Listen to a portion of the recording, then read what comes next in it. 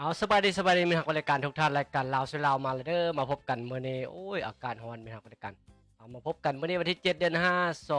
2024ท่ามกลางบรรยากาศถือว่าเมื่อนี้ก็เป็นวันสิ้นใหญ่เนาะมีหักรายการวันแฮม14ค่ำเดือน5เนาะมื้ออื่นนี่เป็นต้นไปก็จะเป็นเดือน6เนาะขึ้น1ค่ำเดือน6แล้ววันเวลาบ่คอยเพิ่นว่าวัน ฝนฟ้าบ่คอยป่าวันเวลาบ่คอยคนเนาะเขาว่าได้เฮ็ดหยังก็แค่เฮ็ดเป็นหยังไปด้วยกันการทำมาค้าขายการสร้างอยู่ทำกินกันพัฒนาเศรษฐกิจสังคมพัฒนาเศรษฐกิจครอบครัวประเทศชาติบ้านเมืองต่างๆประกอบส่วนถึงนั้นได้ก็ตามสำคัญก็แม่นครอบครัวมีอยู่มีกินเด้อมีทางบริการเด้อเลี้ยงลูกเต้าให้มันกุ้มมันกลางให้มันได้เข้าโรงโรงเรียนว่าซั่นจ้ะให้กระเจ้าเป็นคนรู้ผู้ดีสืบต่อเป็นหุ้นลูกหุ้นหลานต่อๆไปคือว่ารายการเราชลาวถือว่ามื้อนี้ก็ถือว่าเป็นมื้อทับอิฐที่พบกันวันอังคารที่7อาทิตย์แล้วนี่ก็พบกันแต่มื้อเดียวคือว่าคือกันเนาะรายการเราชลาวก็มีนักแฟนรายการก็หลายคนก็ถามมาอยู่โอ้ยมื้อนี้จัดรายการบ่แก้วจ้อยมื้อนี้จัดรายการบ่มื้อนั้นเฮ็ดบ่อิหยังต่างๆ2-3 มื้อผ่านมากับบางเทื่อก็ค่าฟืนค่าไฟได้พี่น้องเอ้ยโอ้ยคันผู้ใดเห็นอยู่ในไทม์ไลน์ Facebook แก้วจ้อยเนาะก็สิเห็นว่าโอ้จังได๋เนาะน้ำประปาว่าซั่นจ้ะน้ำประปาอยู่เฮือนหั่นบ่มา2-3 มื้อพี่น้องเอ้ย3-4 มื้อผู้ใดประกาศลงเฟซเพิ่นทางบ้านเพิ่นว่ามาแล้วเด้อว่าซั่นนี่ใครเด้คันบ่ประกาศลงเฟซก็สิบ่มาเพิ่น สิมาเป็นแนวนั้นบ่เนาะแต่ว่าขอโทษขออภัยนำเด้อภาคส่วนที่เกี่ยวข้องกับน้ำประปูน้ำประปาก็ได้ ก็จนว่ากัความจริงกับบ่มา3-4มื้อก็ยังอดอยู่ได้เนาะกับปากบ่ติ่งว่าซั่นจ้ะเพราะว่าการอยู่เฮือนก็มีน้ำสร้างแด้โอ้คันบ่มีน้ำสร้างนี่ก็ไปบ่รอดแท้ๆมีหนักไปละกันโอ้ไปบ่ได้แท้ๆเลยอากาศก็ร้อนบัดนี้เนาะน้ำบ่มีไสนี่โอ้ยเป็นเวียกหนึงเป็นปัญหาหนึงที่หนักหน่วงของพ่อแม่ประชาชนลาวเฮาคันมีน้ำมีไฟอยู่ไสก็พอไปพอมาอยู่ไสก็พออยู่เนาะมีการพัฒนาคันมีฟืนมีไฟมีน้ำครบถ้วนว่าซั่นซะน้ำกินน้ำใสน้ำดื่มนี่ล่ะน้ำสะอาดเนาะมีกินมีใช้เพียงพอทุกอย่างมันก็ค่อยเป็นค่อยไปทุกอย่างมันก็พัฒนาไปคือแต่เก่าแต่ก่อนโอ้ยไปหาบน้ำว่าซั่นเด้ตอนแก้วจ้อยอย่างน้อยซั่นยุค90พุ่นล่ะไปหาบน้ำแต่ซนบ้านหาหัวบ้านนี่ก็โอ๊ยก็ไกลได้บางเทื่อก็500เมตรพู้นใดพี่น้องเอ้ย200-300 500พู้นแหละบางเทื่อเป็นหลักบางเทื่อฉะนั้นจังว่าก็ยุ่งยากลำบากถ้าได้คิดเห็นคืนหลังว่าซั่นคิดไปคืนหลังว่าโอ๊ยอันน่ะคันว่าสิไปให้ไปตั้งน้ำสร้างคือแต่เก่าว่าซั่นจ้ะน้ำสร้างก็เลิกได้7-8เมตร9เมตรบางเทื่อยามแล้งมาแบบนี้นี่นะน้ำสร้างก็เลิกบัดนี้การตักการหยังน้ำขึ้นมาก็บ่แม่นง่ายบ่แม่นเรื่องง่ายเดะน้ำก็ขุ่นอีกบางเทื่อไปคันว่าตื่นแต่เช้าแต่ดึกก็บางเทื่อก็สิไข้แด่คันว่าไปสวยแด่หรือว่าตอนแลงก็ไปค่ำแด่นี่ก็โอ้บางเทื่อก็น้ำมืดบางเทื่อก็น้ำขุ่นและมันค่อนก้นลงหลายเดะปัญหาตัวนี้นี่คิดว่ามีนักวิชาการที่อยู่ท้องถิ่นอยู่ทางต่างพวกต่างแขวงนี่ก็คือสิบรรจบพบพ่ออยู่คันสิว่าก็ได้เนาะอันนี้ก็จ้อยก็เป็นผู้หนึ่งแหละอยู่เฮือนนั่นน่ะอันน่ะบ่มีผู้หญิงบ่มีผู้หญิงก็จำเป็นแล้วได้เฮ็ดคือเวียกผู้หญิงได้เวียกผู้ชายได้ตัวเองก็ได้หาบน้ำหาบไหนเอาลั่วหำฟืนตักน้ำตำข้าวสารพัดได้ตอนนั้นก็ได้โอ้คิดใส่บ่คิดว่าบ้านเมืองสิมาฮอดคันนี้ว่าซั่นจ้ะบ้านเมืองสิเจริญมาฮอดมื้อนี้น้ำไฟน้ำบ่ไหลน้ำก็ไหลไฟก็มีว่าซั่นจ้ะถึงว่าอาทิตย์ผ่านมาอากาศร้อนหลายก็คือเจ้าจ้อยจมในเฟซบุ๊ก จมในเฟซบุ๊กนั่นแหละมีทางราชการไปจมทางอื่นก็ย้านพิษเพิ่น ก็เลยมาจมทางเฟซบุ๊กเอาว่าซั่นซะจมเล็กๆน้อยๆดอกบ่ได้จมเอาแท้เอาว่า คันผู้ใดติดตามแก้วจ้อยก็คือสิเห็นอยู่ว่าจมน้อยจมหลาย เออก็จมพอหอมปากหอมคอไฟฟ้าก็บ่มาเออฝนลมอยู่พูนอันน่ะแก้วจ้อยอยู่นครหลวงจันทน์ว่าซั่นฝนลมอยู่หนองคายพุ่นว่าซั่นอยู่ถ้าแค่คำม่วนพุ่นนครหลวงจันทน์ไฟมอดแล้วว่าซี่นะมันแบบนี้มันก็อันตรายได้มีนักบริการนะคันว่าอยู่ในเมืองบ่มีต้นไม้บ่มีบ่อนร่มบ่อนเย็นเอ่ออันตรายบ่มีไฟมาหยังมาพอได้เปิดพัดลมพอได้เปิดหยังต่างๆพอได้ทุเลาเบาบางลงอะนะก็ยุ่งยากแท้ๆเลยมีนักบริการนอกนั้นก็น้ำประปาก็คือกันบางเฮือนว่าซั่นซะอาศัยแต่น้ำประปานี่โอ๊ยบางเทื่อก็ 11-12 โมงกลางคืนพุ่นแล้วมันจังพอติดจอดๆแจ๊ดๆมาเนาะบางเทื่อก็3-4 โมงเช้าพุ่นน่ะ2-3-4 โมงเช้าพุ่นน่ะจังค่อยมาว่าซั่นได้บางเฮือนเนาะหรือว่าหลายท่านก็จมในสื่อสังคมออนไลน์ก็โอ๊ยผ่านมาก็บ่เคยว่าน้ำประปาก็คือว่ามาพอมาอยู่ว่าซั่นซะพอได้ใช้อยู่ถึงว่าจะบ่หัวบ่แฮงเอาแท้เอาว่ากะแต่ว่าก็พอได้ใช้ว่าซั่นซะแต่ว่าตกมาช่วงเดือนเมษานี่โอ๊ยเดือนเมษาต้นเดือนพฤษภาเนาะเดือน4เดือน5นี่แหละเดือน4เดือน5สากลเฮานี่ก็รู้สึกว่าน้ำฟืนไฟบ่ก็จักอืดจักอาดว่าซั่นซะจักอืดจักอาดจักติดๆขัดๆจักขัดๆเขินๆว่าซั่นซะ อยู่แถวบ้านแก้วจ้อยก็เป็นบ้านหนึงมีนักบริการถือว่าคันมีฝนตกหน่อยหนึงก็แม่นมอดไฟว่าซั่น หรือเพิ่นตั้งมอดหรือว่ามันระบบมันมอดก็บ่เข้าใจฮ้อนหน่อยหนึงก็ระบบหม้อแบงหม้อแป้งเพิ่นก็สิตัดอีกตัดไฟคือกันว่าซั่นจ้ะไฟโอเวอร์เด้เขาเอิ้นว่าเนาะใช้ไฟเกินหลายหม้อแบงมันก็ฮ้อนหรือว่าเกินความสามารถมันรับได้มันก็ตัดสินะเนาะตัดเทื่อหนึงคิดหลายก็ชั่วโมงหนึงแหละเพื่อให้มันเย็นได้เดี๋ยวหนึงมันก็จังสิเปิดคืนว่าซั่นซะ ตัวนี้กับโอ้ยหนักหน่วงเนาะบางเทื่อก็กำลังเฮ็ดเวียกเฮ็ดงานบางเทื่อเฮ็ดเวียกเฮ็ดงานอยู่เฮือนอยู่ศาลหรือว่ากำลังว่าสินอนก็ดันว่าไฟมอดนี่ก็โอ้ยเป็นอันมึงเนาะก็นอนบ่ได้มีนักบริการทีไรก็ต้องมีพัดลมซะเฮือนผู้มีบ่มีแอร์ก็พอมีพัดลมก็ได้เป่าก็จังพอทุเลาเบาบางไปเนาะถึงว่าจะถึงแม้นว่าจะร้อนส่ำใดก็ตามคันว่าบ่มีพัดลมจักหน่อยนี่ เนาะลำบากยุ่งยากเอาถือว่ามีทางรายการทักทายสบายดีกันมื้อนี้ก็ผู้ใดรับชมอยู่ไสก็คือเก่าคือหลังเด้อมีทางรายการเด้อฟังรายการแก้วจ้อยนี่ก็ทักทายสบายดีกันมาแน่เนาะรับชมอยู่ไสบ้านของท่านฝนตกบ่เป็นอันใดพายุฝนลงมักเฮ็บตกบ่มื้อวานมื้อซืน 2-3 มื้อผ่านมานี่หลายท้องถิ่นก็สิประสบพบพ้อเนาะลงในเฟซในหยังนี่โอ้หลายบ้านก็ได้รับความเสียหายได้เนาะหลังคาเปิดก็มีเนาะบางบ้านบางเฮือนบางท้องถิ่นว่าซั่นซะลมแรงถือว่าแก้วจ้อยนี่ก็ก็บ่เป็นหยังแต่ว่าเฮือนพ่อเฒ่าเด้อเฮือนพ่อเฒ่านี่ถึกกระเบื้องปืดหลายแผ่นเติบอยู่ 2-3 เทื่อละเพิ่นมาเทื่อใดก็อยากต่ำเลยว่าซั่นเพิ่นเฮือนสูงแน่เพิ่นเฮือนสูงได้มากก็ถือว่ากระเบื้องก็ไปโลดว่าซั่นซะ2-3 แผ่นแต่ละเทื่อมื้อวานมื้อซืนนี่ก็ไป2 แผ่นคือกันได้ไปแปลงกันอย่างใหญ่ว่าซั่นซะฉะนั้นจังว่ามีนักบริการอยู่ต่างแขวงบ่อนใดมีฟ้าลมฝนตกฟ้าร้องฟ้าเลื่อมพายุลมแรงมีการมอดฟืนมอดไฟเป็นเวลาหลายมื้อหลายวันหรือว่าทรัพย์สมบัติหรือว่าทรัพย์สินส่วนตัวส่วนรวมพาหนะส่วนตัวส่วนรวมอหย่างต่างๆได้รับความเสียหายเป็นอันใดก็อย่าลืมทักทายสวัสดีส่งข่าวเข้ามาเด้เนาะมื้อนี้ก็ได้ยินมีนักรายการทางเมืองคูนคำทางแขกขบวนเพิ่นก็สิส่งข่าวมาร่วมนำอยู่เพิ่นว่าเด้เพิ่นสำเร็จโครงการสำเร็จโครงการก่อสร้างหอการกลุ่มปกสอยู่ทางเมืองคูนคำว่าซั่นซะจักหน่อยจังไปเบิ่งรายละเอียดเติมเนาะเพิ่นสัญญาว่าเพิ่นสิส่งข้อมูลข่าวสารเข้ามามีนักรายการก็ลองท่าเบิ่งนำกันเด้อเพิ่นว่าคันออกรายการให้เพิ่นว่าสิเลี้ยงข้าวเลี้ยงน้ำแก้วจ้อยเพิ่นได้ว่าซั่น ขอบใจล่วงหน้าเด้อตอนท้ายๆจังสิตอนเบิ่งถ้าข้อมูลข่าวสารตอนท้ายจักหน่อยจังสินำเสนอให้มีนักบริการที่ส่งข้อมูลข่าวสารทางบ้านมาเนาะส่งเข้ามาโลดเนาะแก้วจ้อยตอนกำลังเว้าอยู่ในบางเทื่อก็อาจจะบ่ได้อ่านได้หยังแต่ว่าก็สิพยายามอ่านให้หมดทุกคนถ้าผู้ใดส่งเข้ามาเนาะผู้ใดส่งข้อมูลข่าวสารเข้ามาแก้วจ้อยก็สิพยายามอ่านให้ได้ครบหมดทุกคนก่อนสิปิดรายการว่าซั่นจ้ะมื้อนี้ก็ถือว่าเป็นมื้อนึงที่สำคัญเนาะทางประวัติศาสตร์ได้มีนักวิชาการผู้ใดได้เบิ่งข่าวได้บ่เป็นมื้อเฉลิมฉลอง70 ปีปันไสสนะเดียนเบียนฟู่เนาะพี่น้องประเทศไอ้น้องเวียดนามเฮานี่แหละถือว่า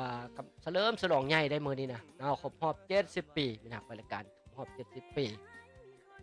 ดังภาพอยู่ในหน้าจอนี้บนภาพในหน้าจอนี้ก็จักน้อยจักไปเบิ่งรายละเอียดนอกนั้นก็ยังมีข่าวการสับเปลี่ยนรัฐมนตรีบางรัฐมนตรีบางกระทรวงตัวนี้ก็มีนักราชการผู้ใดก็จักมีความรู้ในด้านนี้เรียกบ้านการเมืองเล็กๆน้อยๆบอกกระทรวงนี้ท่านใดเป็นเจ้ากระทรวงเป็นรัฐมนตรีบ่ผู้นี้จากกระทรวงนี้ไปเป็นรัฐมนตรีกระทรวงนั้นมีการสับการเปลี่ยนว่าซั่นจ้ะฉะนั้นในคันผู้ใดจักมักติดตามข้อมูลข่าวสารแบบนี้ก็อย่าลืมเนาะติดตามเบิ่งรายการแก้วจ้อยนี้มื้อนี้ก็สิมีสับเปลี่ยนกัน2กระทรวงสับเปลี่ยนกัน2กระทรวง และนอกนั้นก็ไปเบิ่งสืบต่อเพิ่นขึ้นทะเบียนพระพุทธรูปพระพุทธรูปที่ค้นพบอยู่เมืองต้นเพิ่งนั่นแหละเริ่มขึ้นทะเบียนเป็นมรดกของชาติว่าซั่นซะของชาติลาวเฮาพร้อมนั้นก็ยังมีข่าวอื่นๆอีกที่จะนำเสนอในมื้อนี้พร้อมด้วยข่าวจากท้องถิ่นในตอนท้ายรายการขอให้มีนักรายการติดตามชมแต่ต้นจนจบอย่าเฝ้าเปลี่ยนช่องอย่าเฝ้าหนีไปปะกันบ่มีหยังก็ฟังเพลงเบาๆเนาะทางรายการก็เปิดเพลงค่อยๆให้อยู่แต่ว่าขอโทษขออภัยเด้อมีนักรายการเด้อว่างที่นี่ก้นเข้ารายการก็มีนักรายการท่านหนึงที่เพิ่นสมเสยมาเพิ่นว่าโอ้ยน้อยเด้อน้อยก็จ้อยกระทรวงบ่ทันได้พบทะเบียนที่นี่ก็แล้วเปิดเพลงให้ฟังไปก่อนว่าซั่นจ้ะน้อยนี่กำลังรับชมเพิ่นว่าคักแลเพิ่นว่าท่านสมเสยม่วนหลายเพลงนี้เฮามักหลายเพิ่นว่าเฮามักแท้เพิ่นว่าเพิ่นเปิดไปกินนี่เนาะหรือว่าเพลงวันใส่สุขสุขดอกฟ้าราตรีบ่คนบ้านนอกบ่อีหยังต่างๆเนาะก็เป็นเพลงนึงที่มีความหมายดีๆหั่นล่ะมีนักรายการแต่ว่าขอโทษขออภัยเวลาแก้วจ้อยเข้ารายการแล้วก็บ่สามารถเปิดได้เด้อมีนักรายการก็บอกกันเรื่อยๆเนาะเพลงนอกจากเพลงแก้วจ้อย ว่าซั่นซะนอกจากเพลงแก้วจ้อยนี่บ่สามารถเปิดได้ในเวลาแก้วจ้อยดำเนินรายการว่าซั่นซะเพราะว่ามันติดลิขสิทธิ์เนาะมันติดลิขสิทธิ์เพราะว่าจากรายการนี้แล้วนี่สำเร็จรายการนี้แล้วแก้วจ้อยก็จะอัปตัวนี้ขึ้นช่อง YouTube อีกเทื่อนึงขึ้นช่อง YouTube เมื่อขึ้นช่อง YouTube แล้วYouTube จะกวดสอบหนักเนาะบ่ว่าจะเป็นภาพบ่ว่าจะเป็นเสียงอย่างต่างๆองค์ประกอบต่างๆที่เอามาออกมาหน้าจอนี่นะถ้าว่ามันบ่แม่นของเฮาว่าซั่นจ้าบ่แม่นของเฮาเฮ็ดบ่แม่นของเฮาผลิตเป็นต้นแม่นเสียงเพลงบ่แบบนี้เสียงดนตรีต่างๆที่ประกอบเข้ามาในรายการนี้ถ้าว่าบ่แม่นของเจ้าจ้อย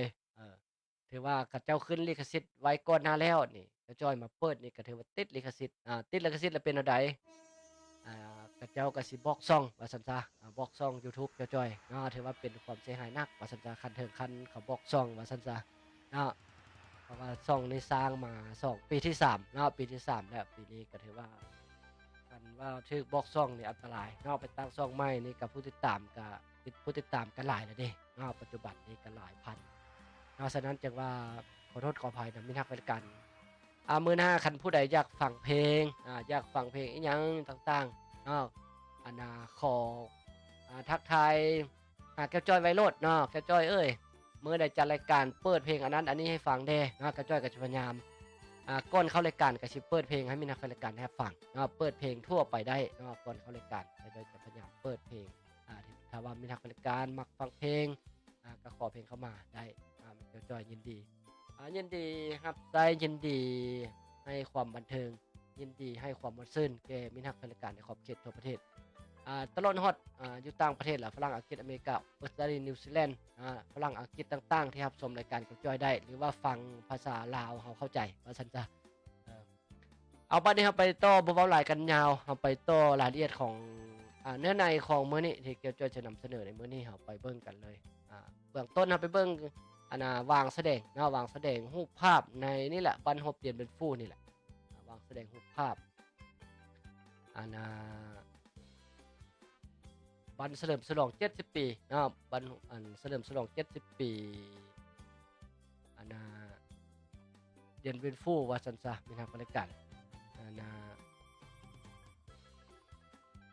วางแสดงรูปภาพนี่จัดขึ้นอยู่นี่เด้ออยู่หอพิพิธภัณฑ์กองทัพจ้ะอยู่หอพิพิธภัณฑ์กองทัพจัดวางแสดงรูปภาพวันไซสนะเดือนฟูครบรอบ70ปีวันที่7เดือน5 1954 7เดือน5 1954ได้มีหักบริการใน2004คือมื้อนี้เลยเนาะ2004 2004ว่าจะได้2024มื้อนี้นี่นะเบิ่งเด้อถือว่าคันสิว่าก็แม่นกระทรวงป้องกันประเทศจัดว่าซั่นจ้ะกระทรวงป้องกันประเทศเฮานี่แหละกระทรวงป้องกันประเทศลาวเฮานี่จัดขึ้นอยู่หอพิพิธภัณฑ์ประวัติศาสตร์กองทัพว่าซั่นจ้ะ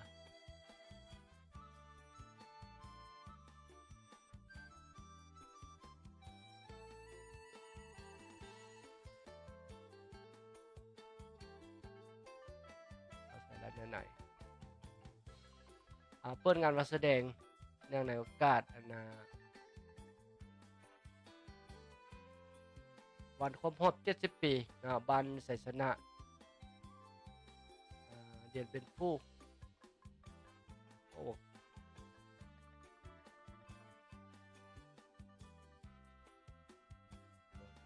ไปเสร็จละ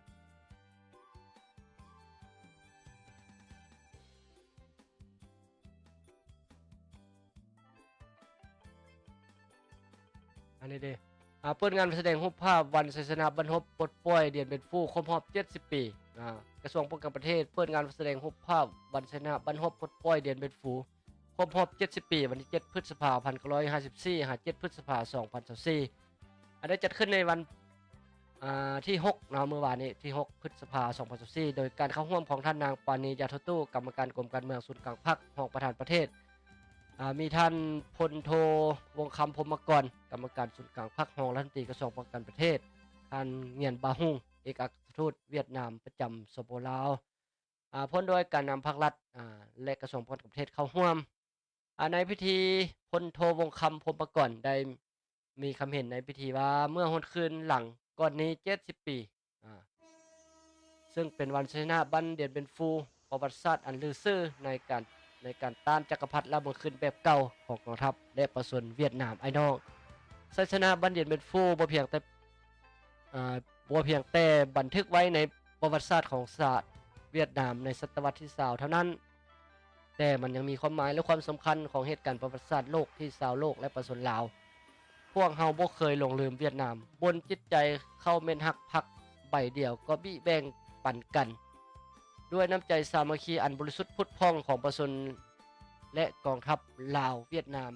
ที่แท้จริงและสืบต่อเป็นมูลเสือประกอบส่วนเข้าในไสสนะเดียนเบียนฟูไสสนะประวัติศาสตร์ของชาติลาวเวียดนามคือบรรพตยุทธศาสตร์โฮจิมินห์ปลดปล่อยและทนโหมประเทศชาติเข้าเป็นหนึ่งในฤดูบานใหม่ปี 1975 และสร้างกาลโอกาส1,000 ปีมีครั้งหนึ่งให้การปฏิวัติลาวและประชาชนลาวลุกฮือขึ้นยึดอำนาจได้อย่างสมบูรณ์แบบบัวบ่ซ้ำน้ำบ่ขุ่นสถาปนาเป็นสาธารณรัฐประชาธิปไตยประชาชนลาวขึ้นในปี 1975 การเปิดงานวางแสดงรูปภาพศาสนาบรรพตเดียนเป็นฟูในครั้งนี้เป็นการทบทวนหวนคืนผลงานศาสนาของประชาชนเวียดนามไอ้น้องภายใต้การนำพาของพรรคคอมมิวนิสต์เวียดนามอันมีประธานโฮจิมินห์เป็นผู้ก่อตั้งและนำพาต่อสู้เพื่อเอกราชเสรีภาพและความผาสุกของประชาชนเป็นการเสริมขยายมุลเสื้อแห่งความสามัคคีพิเศษการทั้งมือรบด้านระหว่าง2ชาติ2กองทัพลาวเวียดนามในภารกิจปกป้องรักษาและสร้างสาธารณประเทศชาติก็คือการก่อสร้างระบอบสังคมนิยมที่มั่งคั่งเข้มแข็งเป็นการเรียนรู้ถึงวีรกรรมอันล้ำเลิศความเด็ดเดี่ยวเหนียวแน่นและพิราศอาหารของกองทัพและประชาชนเวียดนามวิรชนอายน้องในภารกิจต่อสู้ปลดปล่อยชาติด้วยบทเรียนและศาสนาเดียนเป็นฟูได้พิสูจน์ให้เห็นสัจธรรมของยุคสมัยที่ว่าถ้าประเทศที่ถูกกดขี่ข่มเหงแต่มีมโนจิตต่อสู้กุศลที่เด็ดเดี่ยวมีแนวทางที่ถูกต้องมีหัวคิดประดิษฐ์สร้างรู้วิธีต้องห่วงความสามัคคีต่อสู้เพื่อเอกราชของชาติจะต้องรับชัยชนะ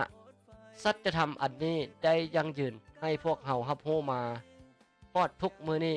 ซึ่งจะเป็นประโยชน์สำหรับการศึกษาเรียนรู้เกี่ยวกับทิศทางยุทธศาสตร์และความสำคัญของชัยชนะบรรพตเดียนเป็นฟูจะเห็นให้ผู้สมหุ้นรับรู้เกี่ยวกับเรื่องแท้คนจริงจำนวนหนึ่งซึ่งล้วนแต่เกิดมาจากลัทธิวิรชนปฏิวัติอันเป็นหน้าสรรเสริญเห็นได้ความลึกซึ้งของมิตรภาพและการผูกพันสามัคคีพิเศษระหว่างสองชาติลาวเวียดนา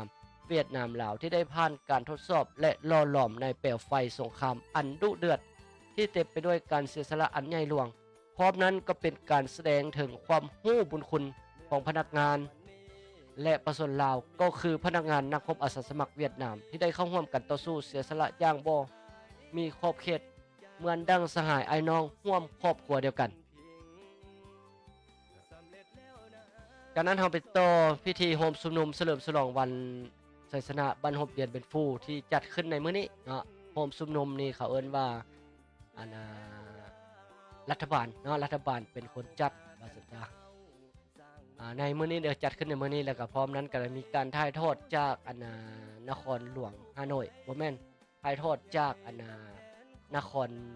ยันเวียนจากเดียนเป็นฟูพุ่นละถ่ายทอดทางโทรภาพมาหาลาวถ่ายทอดผ่านทางโทรภาพถึง2ประเทศพิธีโฮมซุนมุญใหญ่เฉลิมฉลองวันชัยชนะบ้านฮอบเดียนเป็นฟูครบรอบ70 ปีวันที่7 เดือน 5 1954 7 เดือน 5 2024จัดขึ้นในวันที่ 7 พฤษภาคม 2024นี้โดยมีสหายนางปานีจันทตุกรรมการกรมเมืองศูนย์กลางภาคของประธานประเทศสหายซอนไซซีพดลกรรมการกรมเมืองศูนย์กลางภาครัฐนายกรัฐมนตรีพร้อมด้วยการนำภาครัฐพนักงานรัฐกรเข้าร่วมอย่างหลวงหลายในพิธีสหายพันธ์คำเผยยวงศ์เลขาธิการศูนย์กลางพรรคหัวหน้าคณะโฆษณาองค์รวมศูนย์กลางพรรคได้กล่าวว่ามื้อนี้ศูนย์กลางพรรครัฐบาลสภาแห่งชาติกำลังประกอบอาวุธแนวลาวสร้างชาติโครงการจะตั้งมหาชนและประชาชนลาวบรรดาเผ่าพร้อมกันเฉลิมฉลองวันชัยชนะวันฮบเดือนเป็นฟูครบรอบ70 ปีพร้อมกับพรรครัฐบาลและประชาชนเวียดนามไอ้น้องเพื่อหวนคืนมวลเสื้อวิรกรรมอันล้ำเลิศความอาถรรพ์กล้าแก่นของกองทัพและประชาชนเวียดนามในสนามรบการต่อสู้ที่ดุเดือดเขี้ยวขาดที่สุดในภารกิจปฏิวัติศาสตร์เพื่อบุกโจมตีเอาชัยชนะพวกลาวเมื่อคืนแบบเก่าผู้หกหานและการแทรกแซงช่วยหนุนของจักรพรรดิลาวเมื่อคืนแบบใหม่ที่ใช้เวลา56 วันเป็นการทบทวนคืนประวัติศาสตร์แห่งการผูกพันอันยาวนานของสองชาติลาวเวียดนามในการร่วมสัมพันธ์สมอย่างเหนียวแน่นเป็นการยั่งยืนอย่างนักแน่นถึงความผูกพันอันเหนียวแน่นด้วยไมตรีจิตมิตรภาพอันยิ่งใหญ่ความสามัคคีพิเศษและการร่วมมือร่วมด้านระหว่าง2 พรรค 2 รัฐและประชาชน2 ชาติลาวเวียดนามที่มีมูลเชื้ออันดีงามตลอดมาโอกาสนี้สหายนางปานียาทตูได้มีคำเห็นว่าชัยชนะอีเบนฟูเป็นเหตุการณ์ที่มีความหมายประวัติศาสตร์ที่ยิ่งใหญ่ของประชาชนเวียดนามวิรชนแสดงให้เห็นความเข้มแข็งของกำลังแห่งของมหาสามัคคีทั่วปวงชนทั้งชาติให้เห็นความมุ่งหวังอันแห่งกล้าของประชาชนต่อสันติภาพและเอกราชแห่งชาติชัยชนะอีเบนฟูแสดงให้เห็นถึงความสลาดส่องใสในการนำพาของพรรคแห่งงานเวียดนามที่มีประธานโฮจิมินห์เป็นผู้นำในการวางแนวทางต่อสู้ยาวนานรอบด้านประเทศสร้างเสริมขยายกำลังแห่งความสามัคคีทั่วปวงชนทั้งชาตินอกจากนี้ชัยชนะเดนฟูยังแม่นชัยชนะแห่งความสามัคคีร่วมคุ้มครองอันเดียวกันในการต่อสู้กุศลต้านพวกลามขึ้นของประชาชนเวียดนามลาวและกัมพูชาอันเป็นการประกอบส่วนทับมางลัทธิลามขึ้นแบบเก่าให้พังทลายลงอยู่ในโลกชัยชนะดังกล่าวยังเป็นบทอิงที่นักแน่นทั้งเป็นแว่นแยงที่ใส่แจ้งให้แก่บรรดาประชาชาติที่ตกเป็นหัวมือขึ้นเพื่อลุกฮือขึ้นต่อสู้ต้านกับการคูดฮิตและแอกครอบครองหัวมือขึ้นแบบเก่าอยู่หลายบอนในทั่วโลกชัยชนะเดียนเป็นฟูบ่เพียงแต่แม่นชัยชนะของประชาชนเวียดนามแต่ยังเป็นการแสดงถึงชัยชนะก้นกำลังสามัคคีการร่วมมือสัมพันธ์สู้รบและเคียงบ่เคียงไหลของประชาชนลาวและประชาชนกัมพูชาที่ได้ร่วมคุ้มครองเดียวกันต้านกับศัตรูโตเดียวกันเพื่อปลดปล่อยตนเองชัยชนะดังกล่าวได้ดับหมดเจตจำนงการฮุกหันของลัทธิลาวเมื่อขึ้นแบบเก่าบังคับให้รัฐบาลฝรั่งจำต้องยอมเซ็นสัญญาเซเนลเกี่ยวกับอินโดจีนในปี 1954 ทำให้ความเป็นเอกราชแห่งชาติอำนาจอธิปไตยและพื้นแผ่นดินอันครบถ้วนของเวียดนามและลาวกัมพูชาชัยชนะดังกล่าวกลายเป็นความเอกอ้างทะนงใจของประชาชนเวียดนามลาวและกัมพูชาในภารกิจต่อสู้เพื่อเอกราชของตนในเวลาซุมปีต่อมาจนสามารถปลดปล่อยประเทศชาติได้อย่างสมบูรณ์ในปี 1975 และดำเนินภารกิจปกป้องรักษาและสร้างสถาปนาประเทศชาติในปัจจุบัน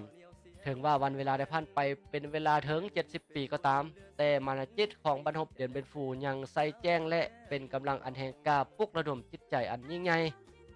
ของประชาชน3 ชาติอินโดจีนโดยตลอดมาอันนี้ก็ถือว่าเป็นวันโฮมชุมนุมใหญ่วันโฮมชุมนุมใหญ่70 ปีวันชัยชนะบรรพบเดือนเป็นฟูครบรอบ70 ปีนะครับเป็นการท่านผู้ใดมักติดตามข้อมูลข่าวสารนะก็คือสิได้รับรู้ข้อมูลข่าวสารไปแล้วเมื่อวานนี้ก็คือว่าแหละเมื่อวานนี้แม่นวางแสดงรูปภาพวางแสดงรูปภาพอยู่หอพิพิธภัณฑ์ประวัติศาสตร์กองทัพโดยที่เป็นกองทัพประชาชนลาวเป็นผู้จัดว่าซั่นซะแล้วมื้อนี้เป็นเขาเอิ้นว่ารัฐบาลเนาะรัฐบาลแห่งสปปลาวการนำพรรครัฐบาลสปปลาวเป็นผู้จัดโฮมชุมนุมใหญ่ว่าซั่นซะ รวมทั้งถ่ายทอดซึ่งหากกันเวียดนามลาวใน2ประเทศถือว่าอันนี้ก็เป็นมูลเสื้ออันหนึงมูลเสื้ออันหนึงที่ยิ่งใหญ่บรรดานักศึกษามีนักพลการที่ได้ไปศึกษาอยู่เวียดนามบ่บางท่านก็สิได้ไปเรียนได้อยู่ทางแขวงเดียนเบียนบ่ไปแข่งอยู่ทางเดียนเบียนเดียนเบียนก็เป็นเดียนเบียนฟู่นั่นแหละที่ว่าก็คือสิรับรู้หรือว่าท่านใดเคยได้ไปท่องเที่ยวทำประวัติศาสตร์บ่กลุ่มคลองหรือว่าอุโมงค์ที่ขุดทะลุเจาะใส่เขาเอิ้นว่าป้อมยามของฝรั่งว่าซั่นจะตั้งอยู่เทิงภูพุ่นล่ะก็ถือว่าตียากที่สุดว่าซั่นจะบันหบนี้เพราะว่าฐานทัพฝรั่งเพิ่นตั้งอยู่เทิงภูสูงว่าซั่นจ้ะแล้วก็แยงไฟใส่แจ้งปานกลางเว้นสิมาทางใดเพิ่นก็เห็นแต่ไกลพุ่นแหละว่าซั่นจะตียากที่สุดว่าซั่นจะบันหบตัวนี้ฉะนั้นนี่จำเป็นต้องได้เขาเอิ้นว่าขุดอุโมงค์ลอดพื้นไปขึ้นอยู่ป้อมนั่นเลยว่าซั่นจะจังสามารถตีแตกได้ยิงกันนี่ตลอด56วันคือเว้าไปในกี้นี้ตลอด56วันทั้งเว้นทั้งคืนว่าซั่นยิงกันบุ้มป้อมทั้งเว้นทั้งคืนล่ะทั้งยิงก็ยิงไปทางขุดอุโมงค์ก็ขุดอุโมงค์ไปว่าซั่นจ้ะเพื่อให้กระเจ้ากระวนกระวายตีได้อยู่หน้าดินทางพื้นดินก็เจ้ายังบ่รู้สึกว่าซั่นจ้ะเพื่อไปฮอดถึงใกล้สิทะลุแล้วก็มันยิงกันบึ้มๆแล้วก็ทะลุแล้วก็เป็นเราระดมยิงใส่กันเติมเฮ็ดให้จังสามารถปลดปล่อยบรรพบเรียนเป็นผู้ใดนี่ก็ถือว่าคันผู้ใดอยากสนใจในตัวนี้ก็ถือว่าไปอ่านตื้มหาอ่านตื้มเด้อปึมไปหาอ่านปึมไปหาอ่านตื้มปึมประวัติศาสตร์ว่าซั่นจ้ะปึมประวัติศาสตร์บรรพบเรียนเป็นผู้นี่มีความเป็นมาแนวใดมีความเป็นมาแนวใดแน่นอนว่ามันเกี่ยวข้องกับลาวมีทางพนักงานเกี่ยวข้องกับลาวแต่ละบรรพลำเส้น719บ่ทางภาคใต้สิบรรพเรียนเป็นผู้กับทางภาคเหนือก็ถือว่าเกี่ยวพันคันบ่ร่วมลาวเวียดนามกัมพูชาบ่ร่วมมือกันนี่ก็สิบ่สามารถปลดปล่อยตนเองได้คือดังบทได้ว่าไปเอาบัดนี้เราไปต่อไปเบิ่งการสับเปลี่ยนหรือว่าการสับเปลี่ยนก็ว่าได้หรือว่าเป็นการสับเปลี่ยนกระทรวงหั่นล่ะสับเปลี่ยนกระทรวงซะเบิ่งเด้อเอาตัวนี้ก่อนซะสับเปลี่ยนกระทรวงการสับเปลี่ยนกระทรวงเบิ่งก่อนเด้อตัวนี้นะแม่น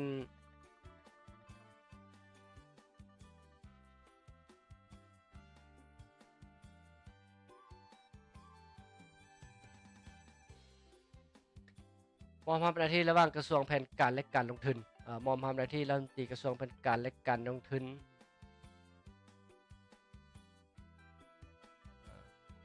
แผนการและการลงทุนบอกแสดงว่าตัวนี้ขึ้นก่อนตัวนี้แผนการและการลงทุนกระทรวงแผนการและการลงทุนเปลี่ยนกับกระทรวงเกษตรกรรมลองเบิ่งพิธีมอบหน้าที่รัฐมนตรีกระทรวงแผนการและการลงทุนได้จัดขึ้นพิธีมอบหน้าที่ระหว่างสหายคำเจตวงศ์โพสีกรรมการศูนย์กลางพรรคเลขาคณะพรรครัฐมนตรีกระทรวงแผนการและการลงทุนผู้เก่าและสหายเพชรพรหมพิทักษ์กรรมการศูนย์กลางพรรคเลขาคณะพรรครัฐมนตรีกระทรวงแผนการและการลงทุนผู้ใหม่กระทรวงแผนการและการลงทุนนี่เปลี่ยนกันกับกระทรวงเกษตรกรรมจัดขึ้นในตอนบ่ายวันที่6พฤษภาคม2024โดยการเข้าร่วมของสหายสวนไซศรีพันดอนกรรมการกรมการเมืองส่วนกลางพรรคนายกรัฐมนตรีมีคณะประจำพรรคกรรมการพรรคและพนักงานหลักแรงภายในกระทรวงเข้าร่วมอันนี้คือท่านอยู่เบื้องกระเดออยู่หน้าจอนี่เบื้องขวามือท่านคำเจนวงศ์ภูศรีรัฐมนตรีกระทรวงแผนการและการลงทุนเก่ามาเป็นรัฐมนตรีกระทรวงเกษตรกรรมเปลี่ยนกันประสานเปลี่ยนกันกระทรวงเกษตรกรรมไปเป็นกระทรวง รัฐมนตรีกระทรวงเกษตรกรรมไปเป็นรัฐมนตรีกระทรวงแผนการรัฐมนตรีรัฐมนตรีกระทรวงแผนการมาเป็นรัฐมนตรีกระทรวงเกษตรกรรมเอาว่าฉันง่ายๆให้มันง่ายๆซะจากนั้นเราก็ไปต่อยังมีกระทรวงนี้อีกยังมีกระทรวงนี้อีกยังมีกระทรวงดูนี่มันก็พอมาที่กระทรวงเกษตรกรรมและป่าไม้บัดนี้เอาหน้าที่ระหว่างกระทรวงเกษตรกรรมและป่าไม้ระหว่างเพชรพลพิทักษ์แร่ธาตุลินคำผมแม่นได้มีนักปฏิการฝั่งไม้กระทรวงเกษตรกรรมนี่ปัจจุบันในท่านเพชรพรหมพิทักษ์คนไม้แม่นท่านลินคำดวงสวรรค์รัฐมนตรีกระทรวงเกษตรกรรมและป่าไม้ผู้ไม้จัดขึ้นในวันที่6คือกันวันที่6เมื่อวานนี้6 พฤษภาคม 2024ได้เกียรติเป็นประธานของสายคำพันธ์พรหมทัศน์กรรมการกรมการเมืองศูนย์กลางภาคเลขาธิการศูนย์กลางภาคประธานกฎกาศูนย์กลางภาคประธานองค์การกฎกาแห่งรัฐหัวหน้าองค์การต้านการสลัดบางหลวงขั้นศูนย์กลางพร้อมโดยพนักงานนักแรงเขาห่วมเขาเอิ้นว่าวิธีมอบรับหน้าที่ระหว่าง2กระทรวงนี้ก็สิมีแต่เอาซ้ำนี้ได้เป็นทางบริการเด้อจากนั้นเราก็สิไปข้าวไหม้เพื่อประหยัดเวลามื้อนี้ก็สิบ่ได้เอาหลายเรื่องเอาประมาณนี้ล่ะมาเสนอนำเป็นทางบริการวันนี้เราไปเบิ่งสืบต่อขึ้นทะเบียนพระพุทธรูปเพิ่นว่าสืบต่อขึ้นทะเบียนพระพุทธรูปที่ค้นพบอยู่เมืองต้นเพิงแขวงบ่อแก้วหั่นไปเบิ่งว่าเพิ่นสิขึ้นทะเบียนแนวใดว่าซั่นซะสืบต่อขึ้นทะเบียนพระพุทธรูปที่คนได้อยู่ดอนเพิงคำเมืองต้นเพิงแขวงบ่อแก้วแหล่งข่าวจากแขวงบ่อแก้วให้ฮู้ว่าวันที่7 พฤษภาคมมื้อนี้ได้มีนัดกันเด้อเวลา2024คณะผู้สอบขั้นศูนย์กลางขั้นแขวงและขั้นเมืองได้สืบต่อขึ้นทะเบียนพระพุทธรูปที่พุทธคนได้อยู่ดอนเพิ่งคำเมืองต้นเพิ่งแขวงบ่อแก้วให้มีความละเอียดชัดเจนโดยอนามัยคัดผิวพระพุทธรูปด้วยปูนขาวเพื่อเอาเศษดินเศษแห่และฝุ่นที่ติดมาจากการขุดค้นออกแล้วคัดด้วยน้ำมันงาเพื่อให้มีความเงางามและเป็นการบูรณะปกปักรักษาแนวผิวองค์พระพุทธรูปเติมอีกพร้อมทั้งได้เขียนรหัสทะเบียนลงใส่แต่ละองค์ให้ชัดเจนการขึ้นทะเบียนได้ระบุถึงรูปลักษณะวัสดุที่ผลิตองค์พระรูปแบบการผลิตสภาพความสมบูรณ์ขนาดน้ำหนักแรงที่มาลวดลายศิลปะจุดตำหนิถ่ายรูปไว้และอื่นอย่างละเอียดเพื่อให้สะดวกในการคุ้มครองปกปักรักษาและตรวจสอบได้ในต่อหน้าซึ่งการขึ้นทะเบียนและการเก็บข้อมูลของพระพุทธรูปดังกล่าวมีจำนวน200 กว่าองค์200 กว่าองค์และวัตถุพันธ์จำนวน900 กว่าชิ้นส่วนโดยคณะผู้สอบขั้นศูนย์กลางขั้นแขวงและขั้นเมืองพร้อมโดยการจัดตั้งปฏิบัติด้วยความรับผิดชอบสูงให้สำเร็จตามแผนการที่วางไว้การขุดค้นพระพุทธรูปโบราณที่มีอายุหลายร้อยปีอยู่ดอนเพิงคำเมืองต้นเพิงแขวงบ่อแก้วเริ่มแต่วันที่16-28 มีนา16-28 มีนา2024สามารถขึ้นทะเบียนสำเร็จแล้วทั้งหมด154 องค์ในนั้นมีทั้งพระพุทธรูปที่สมบูรณ์และบ่สมบูรณ์ส่วนพระพุทธรูปปางลีลาพระพุทธรูปใบโพและสิ้นส่วนอื่นๆที่ได้จากการขุดค้นแม่นยังบ่ได้ขึ้นทะเบียนเทื่อสำหรับองค์ที่ได้ขึ้นทะเบียนแล้วส่วนหลายมีลักษณะศิลปะลายล้านสร้างศิลปะลาวล้านสร้างศิลปะลาวล้านสร้างเอาข้อมูลข่าวสารกะเอาสำนันเด้อบัดนี้เราไปเบิ่งมีนักวิชาการเพิ่นส่งข้อมูลข่าวสารเข้ามาแล้วส่งข้อมูลข่าวสารเข้ามาแล้วเพิ่นว่าเบิ่งกันเด้อข้อมูลข่าวสารนี่มาจากท่านมาจากมีนักวิชาการท่านจอมสวัสดิ์ไสยวงศ์นี่เพิ่นส่งข่าวมาเพิ่นส่งอันนี้เป็นรูปภาพโครงการน้อยดอกเพิ่นว่าโครงการน้อยเด้อเพิ่นว่าแก้วจ้อยโครงการน้อยเด้อนี่เด้อเพิ่นว่า ความจริงก็บ่อยากออกข่าวดอกบ่อยากส่งข่าวดอกเพิ่นว่าแต่ว่าก็บ่เป็นหยังแต่จอยว่าก็ใหญ่น้อยจังไดก็ได้บ่เป็นหยังว่าแต่มันถูกต้องตามระเบียบการเฮาก็เอามาออกได้เนาะคันบ่ถูกต้องแล้วอันน่ะข้อมูลข่าวสารที่ได้มานี่บ่ให้ติรายการแก้วจ้อยเด้อเพราะว่าเอาตามอันน่ะท้องถิ่นส่งมาหั่นล่ะไปเอาตามท้องถิ่นส่งมาเนาะบุอยู่เฟซอยู่หยังก็บ่มีเด้ออันนี้ตามข้อมูลท่านจอมสวัสดิ์นี่เพิ่นผู้รับเหมาก่อสร้างนี่ว่าซั่นซะโอ้บ่แม่นง่ายเด้อผู้รับเหมาก่อสร้างหอการกลุ่มปกสหอการกลุ่มปกสกลุ่มท่านาตั้งอยู่บ้านปูนเพชรเมืองคูนคำแขวงขะม่วนอันนี้ก็แม่นเพิ่นให้รูปภาพมานี่ก็แม่นแต่ละระยะเนาะปัจจุบันนี้สำเร็จเรียบร้อยแล้วเพิ่นว่าสำเร็จเรียบร้อยแล้วอันนี้มันจดหมายเชิญไปกวดกาเวียกเพิ่นถ่ายคณะไปกวดกาเพิ่นได้ถ่ายรูปร่วมกันว่าซั่นซะถ่ายรูปร่วมกันเป็นที่ระลึกไว้กวดกาสำเร็จเรียบร้อยผ่านถือว่าคณะกรรมการก็เห็นดีมีความละเอียดจบงามระเบียบเรียบร้อยตามแผนผังตามสัญญาตามแบบแผนโครงการคักแน่ว่าซั่นซะเพิ่นบ่ได้มีบ่อนตำหนิเลยว่าซั่นซะเพิ่นว่าแนวนั้นเด้เพิ่นคณะกรรมการถือว่าลงกวดกาถือว่าผ่านว่าซั่นซะผ่านคณะกรรมการกวดกาถือว่าบ่มีปัญหาทุนการก่อสร้างนี่เพิ่นว่าได้มาจากก็แม่นกองทุนภัยพิบัติน้ำท่วมเนาะภัยพิบัติน้ำท่วมในปี2023มาคุณคำได้น้ำท่วมหนักในปี2023ฉะนั้นจึงว่าโครงการนี้ก็เป็นโครงการก่อสร้างโครงการกลุ่มปกสประจำอยู่ท่านาเริ่มก่อสร้างวันที่8เดือน2ที่8เดือน2 2024ที่5เดือน2 2024สำเร็จทุกนาเวียกสำเร็จทุกนาเวียกถือว่ามื้อนี้ไปกวดมื้อนี้เลยไปสัญญากวดวันที่7นี่แหละที่7พฤษภาคม2024ตอนบ่ายนี้ว่าซั่นเด้ตอน3-4 โมงนี่นะเพิ่นว่าเด้เพิ่นก็ส่งข่าวให้ด่วนเลยเพิ่นว่าส่งข่าวให้ด่วนเลยส่วนมูลค่านี่เพิ่นบ่เปิดเผยเนาะส่วนมูลค่านี่ก็บ่ว่ากันเนาะบ่เปิดเผยก็ประมาณจัก3-400 ล้านนี่แหละมีนักบริการเนาะเป็นเงินมูลค่าประมาณ3-400 ล้านนี่แหละเพิ่นบ่เปิดเผยเด้อแต่ว่าแก้วจ้อยก็เดาเบิ่ง เดาเด้อประมาณ3-400 ล้านนี่แหละเพิ่นว่ากะว่าประมาณ3-400 ล้านบัดนี้เว้าถึงเบิ่งเด้อประธา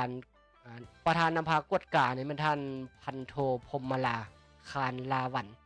คานลาวันพันโทพรหมลาคานลาวันหัวหน้ากองบัญชาการปกสเมืองคูนคำผมด้วยต่างหน้าห้องการแผนการและการลงทุนเมืองห้องการโยธาธิการและขนส่งห้องการเงินห้องว่าการเมืองคูนคำแขวงขะม่วนพร้อมด้วยผู้รับเหมาก่อสร้างและภาคส่วนที่เกี่ยวข้องเข้าร่วมถือว่าครบถ้วนนั่นแหละใช่ป่ะครบถ้วนองค์ประกอบว่าซั่นคณะกรรมการแต่ละภาคส่วนที่มีส่วนเกี่ยวข้องว่าซั่นซะมีส่วนเกี่ยวข้องกวดกาโครงการหรือว่าอนุมัติโครงการว่าซั่นซะหมายความว่าก่อนอนุมัติโครงการก็สิแม่นบรรดาห้องการที่เกี่ยวข้องที่ว่าไปกี้นี้ห้องการแผนการห้องการโยธาห้องการเงินห้องว่าการเมืองหรือว่าเจ้าของโครงการนี่ก็แน่นอนและเจ้าของโครงการก็ต้องได้นำพาคือหัวหน้าปกสเมืองคุณคำสิเนี่ยเพิ่นก็ต้องเป็นเจ้าการเพราะเพิ่นเป็นเจ้าของโครงการเจ้าของโครงการมอบให้ผู้รับเหมาก่อสร้างถือว่าในระยะการก่อสร้างก็ถือว่าตกอยู่ประมาณ2เดือนตกประมาณ2เดือนปลายเพราะว่าไล่ใส่ถ้าว่าไล่เต็มๆแท้ก็ประมาณ3เดือนแต่ว่าช่วงสงกรานต์นี่ก็สิได้พักหลายเติบต่ำกว่า10มื้อเลยต่ำกว่า10มื้อพักสงกรานต์กันฉะนั้นก็สิประมาณไล่เรียงไปแล้วก็สิประมาณถึงอยู่ประมาณ2เดือนปลายนึง2เดือนปลายนึงก็ถือว่าสมเชยรายการก็จ้อยก็สมเชยนำถือว่าโครงการนี้ก็สำเร็จไปโดยดีในระยะการก่อสร้างก็ประมาณ2เดือน2เดือนปลายถือว่ามีประสิทธิภาพสัญญาผู้รับเหมาก่อสร้างนี่เอาจิตเอาใจใส่โครงการ คำบ่ยืนคืนบ่ได้อยู่ว่าซั่นซะเนาะแล้วว่าแต่คันว่าเมียเจ็บท้องก็จังเซาว่าซั่นซะจังบ่ได้ไปคันว่าเมียอยู่ดีมีแรงอยู่เพิ่นก็ไปเฝ้าไปเบิ่งอยู่ตลอดว่าซั่นซะเจ้าผู้รับเหมาก่อสร้างจะเฮ็ดให้การก่อสร้างดำเนินไปด้วยความโลดเลี่ยนและก็บ่มีความยุ่งยากว่าซั่นซะแล้วก็พนักงานวิชาการก็ถือว่าเอาไปใช้ประกอบส่วนเฮ็ดตามวิชาการเฮ็ดตามการมอบหมายเฮ็ดตามแบบตามแผนว่าซั่นซะเฮ็ดตามแบบแผนที่วางไว้แล้วก็สำเร็จตามกำหนดเวลาถือว่าน่าสมเชยอันผู้รับเหมาก่อสร้างคือท่านจอมสวัสดิ์ไสยวงศ์นี่ก็ถือว่าได้รับความไว้เนื้อเชื่อใจได้รับการยกย่องหลายจากหลายภาคส่วนในระยะผ่านมาบ่ว่าจะเป็นจากแขนงพลังงานและโบแฮจากแขนงโยธาธิการจากแขนงปกสหลายโครงการที่เพิ่นได้เนื้อเชื่อใจเพราะว่าเพิ่นเฮ็ดแท้ทำจริงรับเหมาก่อสร้างก็แม่นสำเร็จตามกำหนดเวลาว่าซั่นซะบ่มีก่ายจักเทื่อแล้วก็นอกนั้นก็ที่สำคัญแม่นมูลค่าในการก่อสร้างก็ถือว่าบ่ได้เว้าเพื่อเว้าเหลือหลายว่าซั่นซะเพิ่นว่าบ่ได้เว้าเพื่อเว้าเหลือหลายเอาพอได้เลี้ยงไอ้น้องกรรมกรพอเหลือค่าน้ำมูกน้ำมันลดก็น้อยนึงว่าซั่นซะเหลือพอได้เลี้ยงเหล้าเลี้ยงเบียร์หมู่คู่ไปยามชมเชยหั่นแหละเพิ่นว่าเด้ว่าแนวนั้นซื่อๆได้เพิ่นว่าบ่ได้หลวงหลายบ่ได้เว้าเพื่อเว้าเหลือหลายว่าซั่นซะเฮ็ดพอได้เจ้านายพอไปยามบอกมิตรรักแฟนรายการพ่อแม่ประชาชนไปเยี่ยมไปยามโอ้ชมเชยโครงการสำเร็จก็บ่ได้ซื้อเบียร์ให้เจ้ากินซื่อๆได้เพิ่นว่าและนอกนั้นเพิ่นว่าในคันว่ามื้อต่อไปมื้ออื่นมื้อหื้อนี่เพิ่นว่าสิเฮ็ดใบเฮ็ดเอกสารเฮ็ดเอกสารขอถอนเงินแล้วได้เพิ่นว่าเฮ็ดเอกสารขอถอนเงินแล้วเด้เพราะว่าเวียกงานสำเร็จเสร็จสิ้นไปด้วยดีแล้วเด้ตามกำหนดเวลาอนุกรรมการทุกอนุกรรมการก็ถือว่าเซ็นผ่านว่าซั่นซะก็ถือว่าสามารถถอนเงินได้ เพิ่นว่ามื้ออื่นสิเขียนใบถอนเงินแล้วคันว่าได้เงินสิเลี้ยงเข้าอันแก้วจ้อยเด้อว่ารายการลาวซื้อลาว ก็ขอบอกขอบใจล่วงหน้าเด้อท่านจอมสวัสดิ์ไสยวงศ์ทางเมืองคุณคำเพิ่นว่าโอ้ยเพิ่นส่งข่าวมาแล้วพร้อมมีน้ำจิตน้ำใจเพิ่นสิเลี้ยงเข้าแก้วจ้อยพร้อมว่าซั่นเด้เอาก็ถือว่าชมเชยอย่างสุดอกสุดใจล่ะคันเอาชมเชยเด้อชมเชยอย่างจริงใจโครงการสำเร็จเอาก็รายการลาวซื้อลาวก็อวยพรให้ท่านหัวหน้าโครงการและก็ผู้รับเหมาก่อสร้างโครงการก่อสร้างโครงการกลุ่มบ้านนี้นอกนั้นท่านจอมนี่เพิ่นยังมีโครงการอื่นๆอีกดังที่เห็นที่เห็นกำลังก่อสร้างนี่ก็มีมีโครงการก่อสร้างอ่างน้ำประปานี่อ่างน้ำประปาเลยตัวนี้กำลังยังเป็นโครงอยู่นี่ถือว่าอ่างน้ำประปาเด้อถือว่าโครงการเพิ่นกำลังดำเนินไปอยู่ปัจจุบันสิได้เลี้ยงเข้า2เทื่อแล้วซั่นท่านจอมสวัสดิ์โครงการน้ำประปาแล้วก็สิได้เลี้ยงอีกได้นี่ตัวนี้ก็โครงการนึงมื้อหน้าก็เสนอโครงการน้ำประปาสำเร็จก็สิได้เลี้ยงเข้าอีกเด้อเนาะเอาสัญญาณนั้นเด้อถือว่าชมเชยมีทางบริการถือว่าอันนี้ก็เป็นโครงการตัวอย่างนึงเขาเอิ้นว่าเป็นคันสิว่าก็เป็นความสามารถเฉพาะตัวเพิ่นว่ารับเหมาก่อสร้างเป็นวิสาหกิจน้อยๆว่าซั่นซะบริษัทเพิ่นแท้ๆก็แม่นอยู่นครหลวงจันทน์พี่แหละมีทางบริการใกล้ๆกับบ่ชื่อทราบชื่อบริษัทอยู่ในบัตรเชิญก็มีอยู่ในบัตรเชิญก็มีอยู่แต่ว่าแนวใดก็ตามผู้จัดตั้งปฏิบัติตัวจริงเขาเอิ้นว่าท่านจอมสวัสดิ์เพิ่นเป็นเขาเอิ้นว่าซับคอนแทรคถือว่าเป็นผู้สัญญาลูกต่อมาว่าซั่นจอมสวัสดิ์ในแถวเมืองคุณคำแถวเมืองคุณคำนี่เพิ่นก็ดังสมควรตามหลายคนให้ข้อมูลมาเนี่ยเพิ่นดังสมควรได้เพิ่นเฮ็ดสำเร็จหลายโครงการเพิ่นเฮ็ดสำเร็จหลายโครงการเฮ็ดให้ทางเมืองคุณคำนี่ก็ถือว่าเวียกอยากว่าเอิ้นไซเพิ่นนั่นแหละว่าซั่นซะทางเมืองคำกับเพิ่นการจัดตั้งทางเมืองคุณคำก็ถือว่าไว้ด้วยเสียใจเวียกใหญ่เวียกน้อยก็อยากเอิ้นไซเพิ่นว่าซั่นซะปัจจุบันนี้ชมเชยขอให้ธุรกิจของท่านจอมสวัสดิ์นี่สืบต่อเจริญรุ่งเรืองยิ่งขึ้นไปยิ่งใหญ่กว่าเก่ามีโอกาสและ จ้างรถจ้างยนต์ให้เด้แกจ้อยก็สิไปยามหลายเทื่อแกจ้อยสิไปยามคันใดคันมีโครงการสำเร็จหลายโครงการแล้วก็อย่าลืมเลี้ยงข้าวเลี้ยงน้ำแกจ้อยแล้วก็สิให้วันพักวันเสาร์แกจ้อยก็สิไปยามแล้วก็สิไปถ่ายออกรายการนำอีกเทื่อนึงไปถ่ายเบิ่งตัวจริงว่าซั่นจ้ะไปเบิ่งบ้านตัวจริงไปเบิ่งสถานที่ก่อสร้างตัวจริงหลังจากได้โครงการแล้วเป็นใดการเฮ็ดเวียกเฮ็ดงานของพนักงานรัฐว่าซั่นพนักงานทหารตำรวจเฮามีความสะดวกสบายจังไดก็สิได้ไปสอบไปถามเพิ่นเบิ่งก็สิเป็นการได้ถ่ายรายการก็สิดีคือกันเอาฝากไว้ตึมโอกาสหน้าจังว่ากันตึมเอาบัดนี้ก่อนจากกันเฮามาเบิ่งมีนักบริการที่ส่งข้อมูลข่าวสารเข้ามา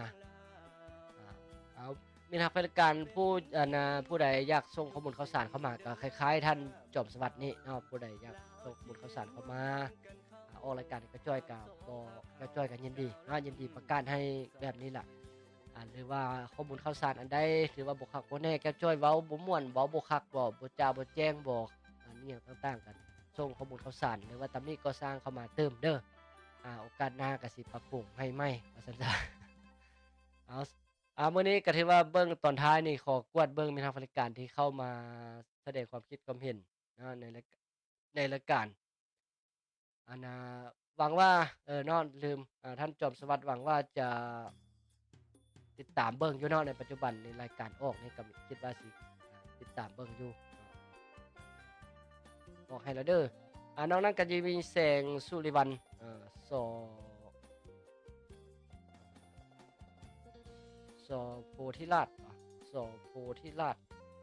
คันอ่านผิดขออภัยเด้อกำลังรับชมแล้วก็มีหล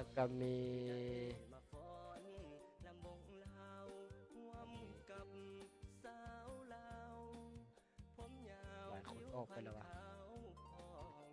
มีขันธลีขันธลีเด้ขันธลีก็ที่ว่าขาประจำว่าซั่นจ้ะขาประจำเพิ่นเพิ่นเบิ่งรายการกระจอยทุกมื้อผมขอบใจเด้อมีนักบริการติดตามทางมีนักบริการทางแขวงคำม่วนเป็นส่วนหลายว่าซั่นจ้ะที่ทักทายกันเข้ามาเนื่องจากแกจ้อยได้ไปแกจ้อยก็ไปเคลื่อนไหวทางแขวงคำม่วนว่าซั่นจ้ะช่วงสงกรานต์กี้นี้ไปทางพี่น้องทางแขวงคำม่วนเขาเอิ้นว่าแนวใดพี่มีนักบริการทางแขวงคำม่วนเพิ่นอุปถัมภ์ค้ำสู่ อุปถัมภ์ค้ำสู่ค่าเดินทางว่าซั่นจ้ะอุปถัมภ์ค้ำสู่ค่าเดินทางมาแกจ้อยก็เลยได้ไปพบปะสังสรรค์นำมิตรบริการทางแขวงคำม่วนช่วงสงกรานต์ฉะนั้นจังว่าหลายคนที่ติดตามเลยแกจ้อยรายการลาวสุลาก็เลยติดต่อมาแต่สงกรานต์เป็นต้นมาฉะนั้นจังว่าขอบใจมีนักบริการที่ติดตามรับชมแต่ต้นจนจบนอกนั้นก็ได้มีนักบริการมื้อต่อไปมีหยังอยากส่งข้อมูลข่าวสารเข้ามาหากับจ้อยส่งข่าวหาแน่มีอันใดบ่คักบ่แน่อยากตำหนิส่งข่าวอยากตำหนิก่อสร้างภาคส่วนใดเป็นต้นแม่นสำนักงานต่างๆหรือว่าห้องการต่างๆหรือว่าสถานที่ท่องเที่ยวอันใดบ่คักบ่แน่อันใดสวยงามต่างๆอยากส่งข้อมูลข่าวสารมาโฆษณานำรายการกับจ้อยกันยินดีดังท่านจอมสวัสดิ์เสนวงศ์ส่งเข้ามานี่กับเพียงแต่ว่าสิเลี้ยงเข้าซื่อๆได้แก่จ้อยกันอย่างออกให้เด้ก็บ่ได้ว่าดอกนะครับมีทางบริการบ่ได้ว่าอันนี้อันนั้นดอกแต่ว่าพอเพียงแต่ส่งเข้ามาข้อมูลข่าวสารเข้ามาที่ว่าถ้าว่าถูกต้องบ่ขัดระเบียบหลักการบ่ผิดบ้านผ่านเมืองแก่จ้อยก็สิประกาศให้อย่างละเอียดถี่ถ้วนตามข้อมูลข่าวสารที่ส่งมาเอามาฮอดนี้รายการลาวสุลาวแกจ้อยดำเนินรายการมาฮอดนี้ก็ถือว่าสมควร 9 โมงปลายก่อนจากกันขอฝากไว้เติมเด้อมีทางบริการได้นำดื่มนมคำขอส่งข่าวบอกมีทางบริการหรือบอกพ่อค้าสาวขายน้ำดื่มนมคำเป็นน้ำดื่มของคนลาวแต่ได้มาตรฐาน ISO 22000จากสากลพุ่นล่ะจากยุโรปเป็นมาตรฐานของยุโรปมีทางบริการฉะนั้นทุกกระบวนการในการผลิตถือว่าสะอาดปลอดภัยหรือว่าดีต่อสุขภาพปัจจุบันนี้โรคภัยไข้เจ็บก็หลายมานำทุกด้านว่าซั่นซะมาทั้งน้ำดื่มอาหารการกินก็มี มลพิษไปทางใดก็ถือว่าพบกับมลพิษเป็นทางบริการฉะนั้นการดื่มน้ำก็ถือว่าเฮาดื่มหลายในแต่ละมื้อฉะนั้นต้องได้เลือกกันน้อยหนึงต้องได้เลือกกันน้อยหนึงต้องได้เอาใจใส่กันน้อยหนึงสุขภาพของตัวเองเป็นทางบริการเฮาบ่เบิ่งกับบ่มีไผเบิ่งเฮาเป็นทางบริการเด้อเรื่องสุขภาพนี่ฉะนั้นแต่ว่าแก้วจ้อยก็สิพยายามกับบ่แม่นว่าอันบ่แม่นว่าอยากขายน้ำดื่มอย่างเดียวดอกเนาะฉะนั้นจังว่าอันใดที่ดีอันใดที่มัน ได้มาตรฐานสากลมันดีต่อสุขภาพราคากับเหมาะสมเนาะกับบ่ได้แพงว่าซั่นซะทุกคนสามารถจับต้องได้ซื้อง่ายขายคล่องว่าซั่นซะซื้อเอาไปขายก็เอาไปจำหน่ายก็ถือว่าได้กำไรหลายในทางบริการเนาะถือว่าราคาก็บ่ค่อยได้ปรับว่าซั่นซะราคาก็ยังลดเจ้าอื่นหลายเติบอยู่ฉะนั้นจะว่ามีนักบริการในขอบเขตทั่วประเทศอยากเป็นตัวแทนจำหน่ายก็อย่าลืมติดต่อประพันธ์หาแก้วจ้อยก็ได้หรือว่าฮู้เบอร์โทรทางโรงงานก็ติดต่อไปทางโรงงานก็ได้หรือว่าโอ้ยแก้วจ้อย หาติดต่อให้ได้หาผู้พันให้ได้เพิ่นมีเงื่อนไขอันใดอยากมาเป็นตัวแทนจำหน่ายนี่นะคือว่าเขาเจ้าก็คือว่าแซ่บว่านัวคือว่าได้ขายดีคือว่าได้ขายละกำไรหลายสมมุติว่านี่เนาะกระจ้อยก็สามารถช่วยได้มีทางบริการกระจ้อยก็ทางดื่มทางดื่มเองทางขายนำเป็นทางบริการทางดื่มเองทางขายนำฉะนั้นจังว่าขอบอกขอบใจเด้อมีทางแฟนรายการบางคนก็สั่งผ่านแก้วจ้อยเนาะสั่งผ่านแก้วจ้อยเอาน้ำดื่มมาส่งให้แหน่จังใดจังใดไล่แนวใดอย่างต่างๆก็บ่ได้ไล่ตั้งหยังกับสาขาบ่เท่าใดเนาะเพียงแต่ว่ากระจ้อยบางเทื่อเขาไกลได้ก็สิได้ไล่ค่าส่งเติมน้อยหนึงเนาะปัจจุบันน้ำมันก็แพงมีทางบริการน้ำมันแพงเด้อีหยังมันก็มีค่าส่งเมิดนั่นแหละมีทางบริการเนาะฉะนั้นจังว่าสั้นๆก็แม่นซื้อเอาหลายเนาะซื้อเทื่อหนึงอ่าใบเทื่อละ40-50แพ็กเป็น100พุ่นแหละจังสิถูกว่าซั่นซะมันจังสิถูก ซื้อหลายก็มีส่วนลดว่าซั่นซะคันซื้อน้อยมันก็ลดบ่ได้เป็นทางบริการเนาะน้ำมันก็แพงอิหยังก็แพงเด้ฉะนั้นน่ะฉะนั้นปัจจุบันมี8สาขาอ่า8สาขาจำหน่ายของโรงงานมีทางบริการตั้งแต่จำปาสักจนฮอดนครหลวงจันทน์อ่าส่วนสาขาอยู่นครหลวงจันทน์ก็ตั้งอยู่บ้านน้อยเชียงดาแปะอ่าตั้งอยู่บ้านคำสวัสดิ์แปะบ้านน้อยเชียงดาเมืองไสเสถานนครหลวงจันทน์ไปบ่ฮอดซอกบ่เห็นก็โทรหาเจ้าจ้อยได้เนาะถามเจ้าจ้อยเบอร์โทรก็อยู่หน้าจอนี่เบอร์โทรกับจ้อยก็อยู่เทิงนี่ 9890 8946นี่ WhatsApp ก็ได้เบอร์โทรก็ได้นอกนั้นก็ยังทักเข้าไปทางเพจทางขอขอให้ทุกท่านนอนหลับฝันดีผู้ใดติดตามรายการก็จะได้ต้นจนจบสำหรับวันนี้ thank you for watching and see you next time อาจารย์เจียนบ๊ายบายซินกัมเมอร์